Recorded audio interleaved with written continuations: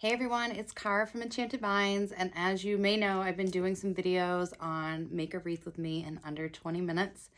Well, yesterday I went over my time, so I am back here to redeem myself. And not only am I going to redeem myself, but I'm going to try and make a wreath in 15 minutes. So, as always, all my materials have been prepped, my wreath has been cleaned, everything's been chopped. But I really mean business today because I want to get back in your good graces. So I'm going to turn the camera, we're going to start the timer, and we're going to work. All right, fancy camera work here. Alexa, set the timer for 15 minutes. All right, here we go. So today's video is fueled by one of my daughter's Cadbury Easter eggs. I found it, and to me, she's had enough time to eat it, and therefore it was up for grabs. So, did I steal my child's Easter candy? Yeah, I did, and I don't even feel bad. It's the fuel I need to make a wreath in 15 minutes. So as you can see, I am taking my ficus greenery, and I am setting the parameters. So this is like my wreath recipe. The more I make it, the easier it gets. And even though we're doing 15 minutes, I am not going to use any less product or take any shortcuts.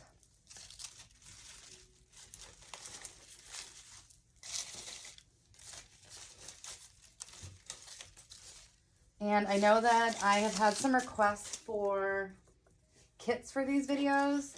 I'm going to be on vacation next week. I'm going to Copenhagen, but I am going to come up with a plan to have kits readily available for purchase when I get back. And for the most part, I get my materials at Pioneer, so I'll keep you posted if it's all their stuff or not. All right, so we've gone in, set the parameters with our leaves. We're going to take our first large hydrangea bloom. We're going to tilt the head inward. And if you can't see, I'm getting so good at this. I'm dipping everything in our glue pan so you can see. Okay, but you know what? I don't have time to show you those things. My reputation's on the line here.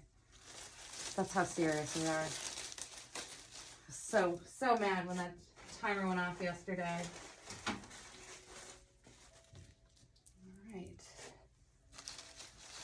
Now for this, I wanted to do something very pale and pastel-y. So I'm going to be going with some very light. These are buttercream, cabbage roses, and then a very pale pink. And as we know, when we do something once, I've got to scratch that OCD itch and do it twice.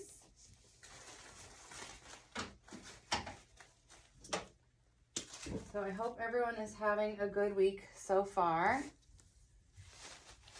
I've loved hearing about what people do with their wreaths or whatever crafts that they're doing. Sounds like a lot of people give them as gifts, which I think is awesome. So if you are doing some crafts, I would love to hear it. If you have photos, I would love to see it. I think we should all be celebrating our unique work.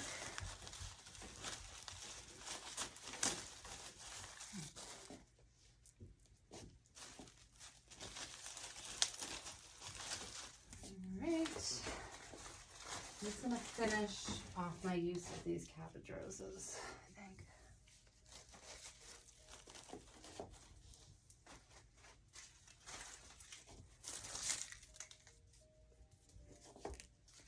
I know somebody said yesterday that they bought ficus leaves from Pioneer in bulk, and it was actually only like 74 cents or something a piece. It was really inexpensive, so definitely pays to buy in bulk. And ficus leaves are just one of those greeneries that I feel like you're always going to use. Like, you're not going to have too much on hand. It'll go at some point. All right, now we're gonna go in. All right, so we're going in with these beautiful buttercream roses. I've been gravitating more towards yellow lately, and I think it's just a sign of how much I want spring to come. It was very cold yesterday. We had a rainy weekend. So the good news is things are starting to bloom, but they're in like a very early stage. So pretty much the only color in my yard is my wreath. We want to create some balance, so right now I have it on the edges. Get some in the middle, get a little disruptor going. Okay, we want to break up some of that color.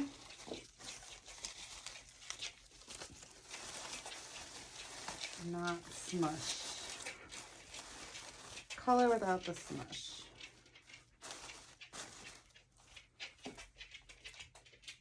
All right.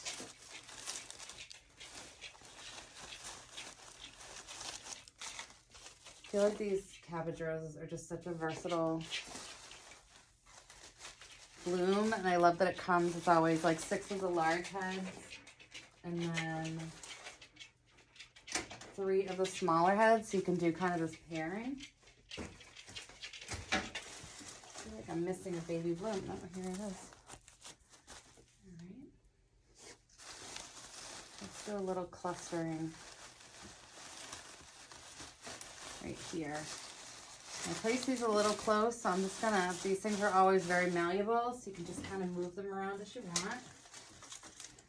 Now we're gonna go in with some pops of different size blooms and textures. You know, I always like to leave something towards the end that trails off. So this is a nice way of doing that. And then we have flowers growing in the wild. We're thinking about those English gardens. We have flowers that are growing into each other, plants that are growing into each other. And let's replicate that look here. Let's see.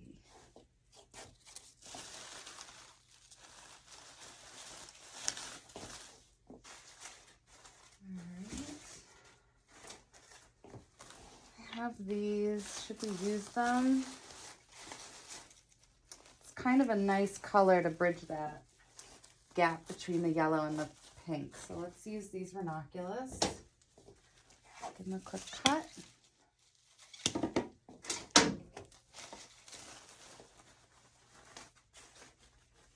right.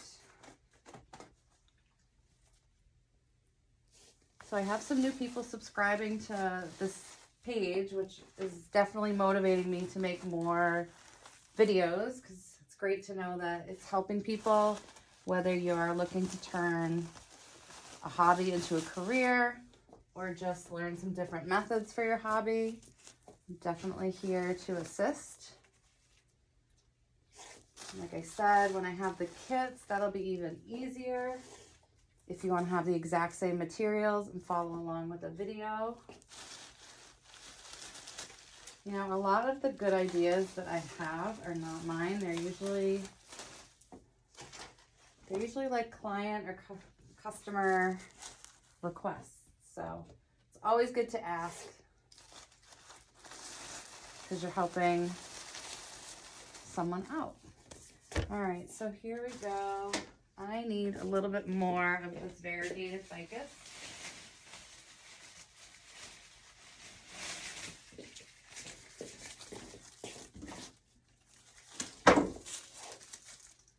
Because we want to have this even, airy halo with the greenery.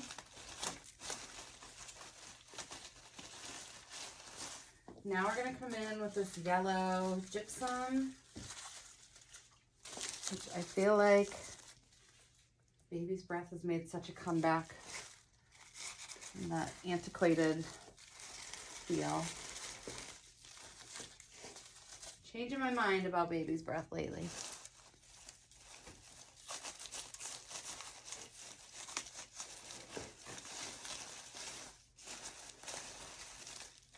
didn't go in. You always need to make sure that your stems are being fed through. This one's being stubborn because you want to make sure that it catches. That one was a little tricky. All right, let's see. Alexa, how much time left on the timer? All right, 4 minutes. She's talking real quiet for a change. But she said 4 minutes. All right, so let's see. We want to have some balance. So if we do something up top, we want to go down the bottom and repeat. We slide an upward motion when we're working on the lower half.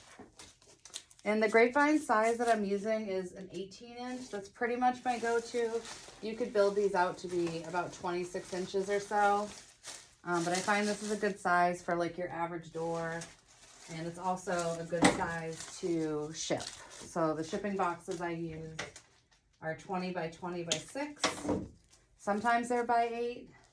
But as you know, like everything else, shipping has become very expensive. So there's a few benefits to sticking with this size.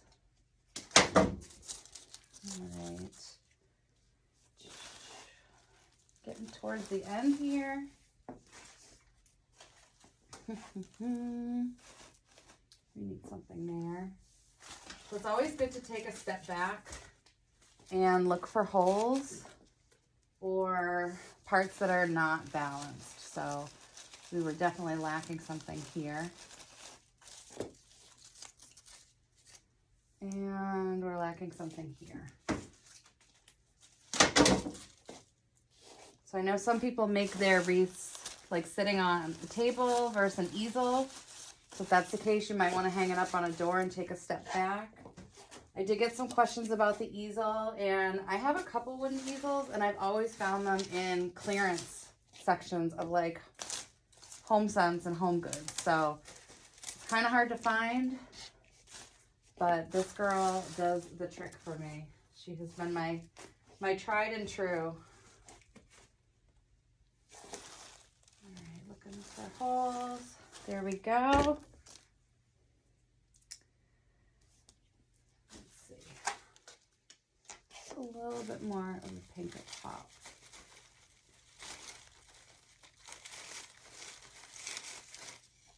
All right, I feel like this is like Chef's Kitchen. I'm about to throw up my hands and say that I'm done. Yeah, we are done. She's gorgeous. So let's see. This is giving me kind of like Easter vibes a little bit, even though Easter's over. So here is our crescent wreath. We did it in under 15 minutes. I want to thank you for watching. Alexa, how much time is left? So we did this in 13 minutes and 50 seconds. So if you want to see more tutorials, please subscribe to my channel, and thank you for watching.